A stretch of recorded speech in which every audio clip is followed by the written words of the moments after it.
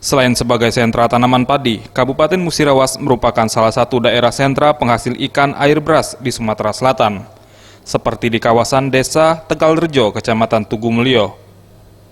Usaha perikanan air deras milik sejumlah warga cukup menjanjikan, salah satunya milik Iwan.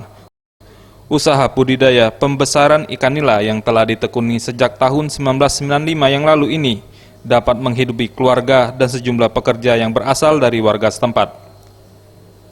Untuk budidaya pembesaran ikan nila sendiri, yang dilakukannya dalam sekali panen per minggunya mencapai 5 hingga 6 ton ikan nila siap jual. Sementara untuk usia ikan yang dipanen hanya butuh waktu 3 bulan saja.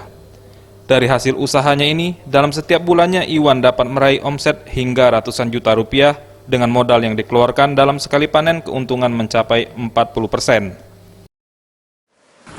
Panen sekitar